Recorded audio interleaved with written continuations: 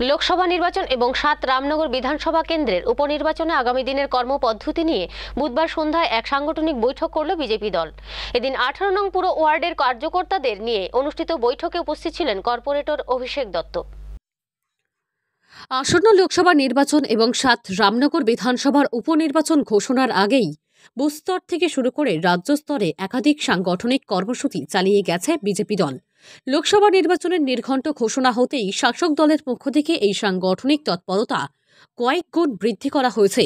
ইতিমধ্যে ত্রিপুরার ২টি লোকসভা নির্বাচনের প্রার্থী ঘোষণা করে প্রতিদিনই প্রার্থীদ্বয়ের সমর্থনে সভা মিছিল থেকে শুরু করে বাইক র্যালি চালিয়ে যাচ্ছে ভারতীয় জনতা পার্টি।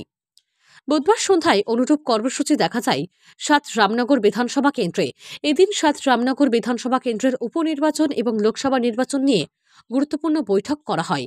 ১৮ নং পুর ওয়ার্ডের পক্ষ থেকে আয়োজিত এই বৈঠকে কর্পোরেটর অভিষেক দত্ত ছাড়াও সাধারণ কার্যকর্তা থেকে শুরু করে এলাকার নেতৃত্বরা উপস্থিত ছিলেন।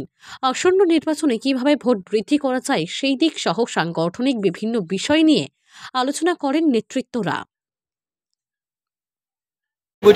আজকে শুভ সূচনা করলাম 18 নম্বর ওয়ার্ডে থেকে। আজকে ৭ রামনগরের বিধানসভা কেন্দ্রের যে আমাদের যে বিজেপি যে কর্মকাণ্ড, এটা শুভ সূচনা করলাম আজকে। এই আমাদের যে বিজেপি লোকসভার যে পশ্চিম আসনে যে প্রার্থী হয়েছে শ্রদ্ধেয় বিপ্লব কুমার দেব, ওনার জন্য ভোট চাইতে কালকের থেকে আমাদের সবগুলো বুথে বুথে ডোর টু ডোর চালু হবে এবং পার্টির থেকে যা যা আমাদেরকে নিয়ম কানুন দিয়ে দিয়েছে এটা সবগুলো ফলো করার জন্য বলা হচ্ছে। কারণ বারবার তো আর মিটিং ডাকতে পারবো না, এত পরিসর তো সময়ও নেই, তো মানুষের কাছে পৌঁছতে হবে।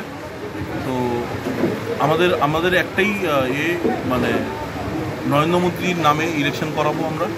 এবং ৭ রামনগর বিধানসভা কেন্দ্রে অকাল একটা ভোট আছে আমাদের, যেটা বাইপোল বলে। আমাদের প্রিয় বিধায়ক আমার জ্যাঠামশাইয়ের মৃত্যুতে যে ভোটটা হবে। এবং এটাই আমি সবার কাছে এটাই বলেছি যে প্রার্থী যে কেউ হোক, পার্টি প্রার্থী দেবে।